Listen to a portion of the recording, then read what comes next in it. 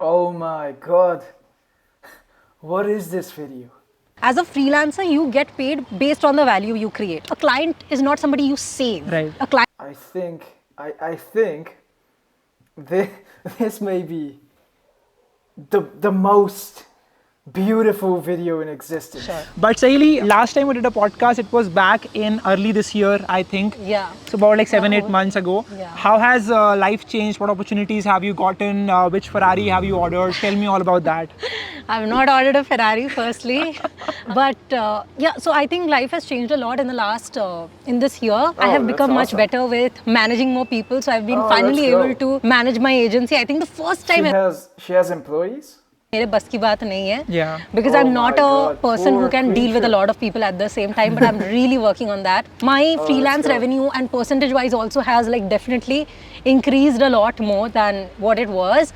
I have explored a new model of payment from clients, that is having a stake in their revenue. So basically I get paid a lot if the project does well, but it also means that if the project does not do well, or if for some reason the project does not come to execution, then I don't get paid at all. So it's a riskier model, but then it has been giving me much better freelance income than let's it go. used to in the past. Let's and go. yeah, I think those are the major updates right So now. she's making and, real dough I'm now. excited to talk about it. Yeah. Let's Excited. go I'm deeper very into excited to that listen. thing that you talked about. You have increased your revenue as a freelancer when you started taking a stake of the revenue that your client was generating. Yeah. Is that something that you would recommend other people to also try out? And if so, how can they pick the winners that they know that they will win and then they are taking a stake out of it? And isn't it create a fear in your mind as a freelancer Oh that the my work that God. you're putting in, you might not get the return on that as well? So just go deeper on that.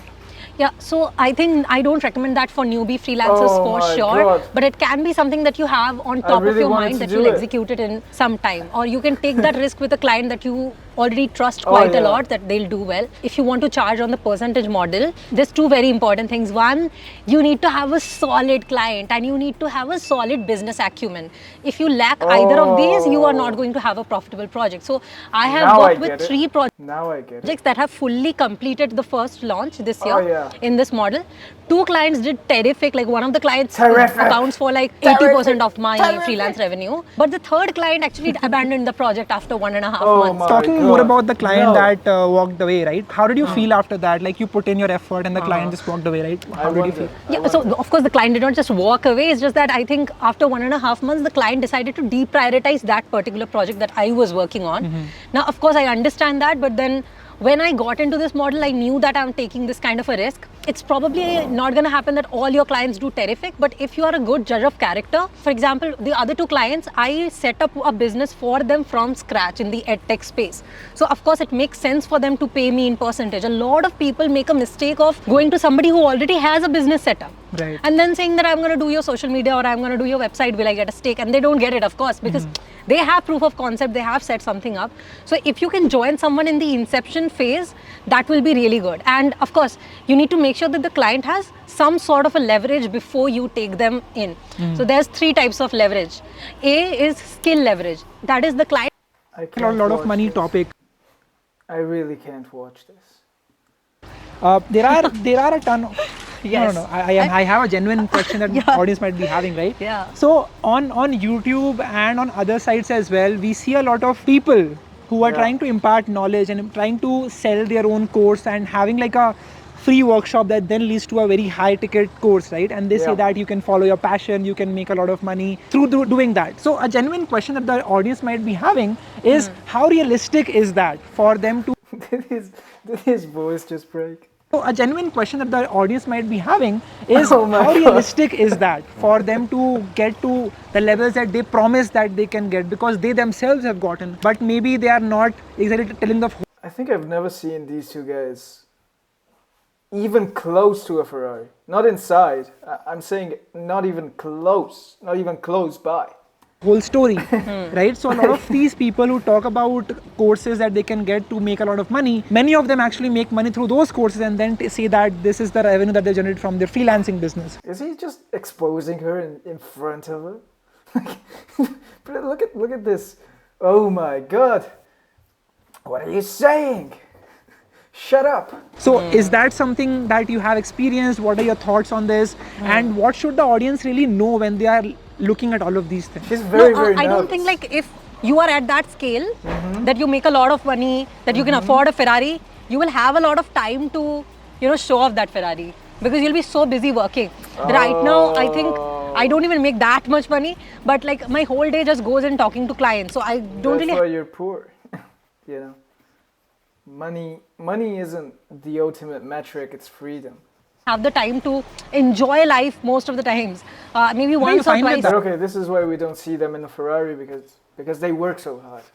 Now it all makes Are sense. you fine with that? I'm fine with that right now because I know that when I need to take a break, I can easily take a break for 1 week, 2 Oh, weeks that's without good. even justifying it to anyone. So I'm working for that That's freedom good, and that's not to good. chill every week.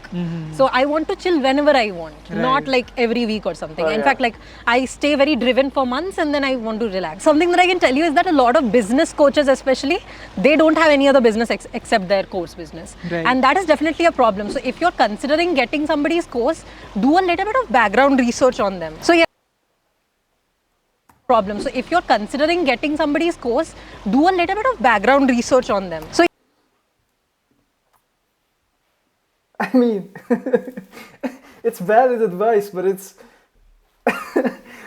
the source of this advice is questionable to say the least. yes, I can definitely tell you. They're like just exposing themselves in front of you. Oh my god. My house, the next segment Oh, he brought.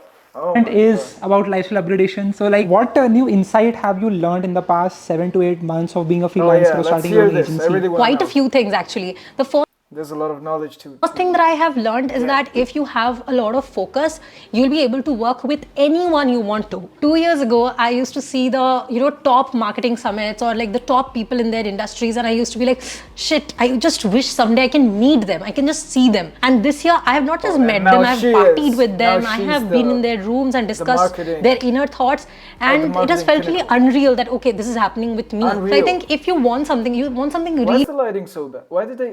Couldn't they afford? Like, come on, bro. I have so many less followers and subscribers, but I have a light on my face. Why are they so poorly lit? Really bad. Just focus on it. You'll be able Couldn't they turn the lights on? to get it from all the people I know, my own journey. It's not luck. It's It's not luck. consistent hard work that compiles over years. So Oh, if yeah. you want something, you will be able to get it. Just I second believe that you this. can, and don't look anywhere else. Just Yeah. hardcore focus in one area. You'll be Yeah. able to get it. So that is one of the biggest insights that anybody This really motivates. can do whatever they want to if they want it bad enough. The other insight is that there are two types of clients. One type of client is the kind of client who will nitpick a lot, will be very obsessed with results, and always keep you at the edge because they want so much from you to last long term. And the third insight that I have is that when you work on the revenue based model, the initial phase of work is really hard. Like if you onboard a client, you'll probably be working for them 6 or 7 hours a day per client, Oh and my that is God. definitely very hard. But once the process is set up, Yeah. the revenue stream once set is set. Now the Let's next go. month the work is drastically less. However, your income keeps growing because the revenue is growing. Oh, So yeah. right now there's a client for whom I barely work maybe 1 or 2 hours a day, and I am making over 7 lakhs a month from that one client. But I put a lot of efforts in setting things up, and of course this kind of clients are also very happy to pay you this kind of money because I put a lot of efforts in setting. Okay. Thank you so much, Sahili. What are some funny experiences that you've had as a freelancer or a creator? If you might want to share some of those while you were. It's so not funny. She's recording, already you talked about laughing. that. It's so funny.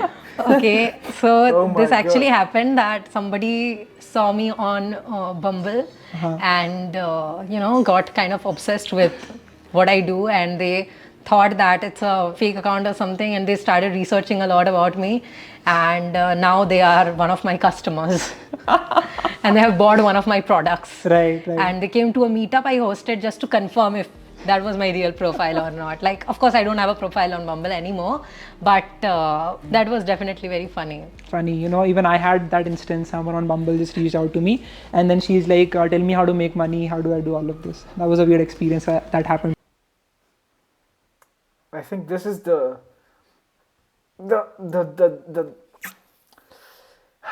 this is the saddest conversation that I've ever heard in my life. Two course scammers. Like, imagine carrying this kind of aura that these two guys have into your private life, into Bumble, into dating apps. And then she's like, Like, even and by the way, I think this is fake. And now they are one of my customly hosted, but reached out to me. it was definitely very funny. Funny.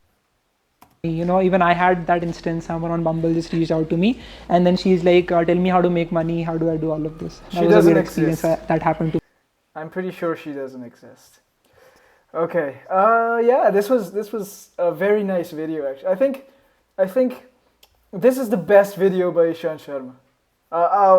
Like, this deserves so many more views. This is awesome. They should make more of these.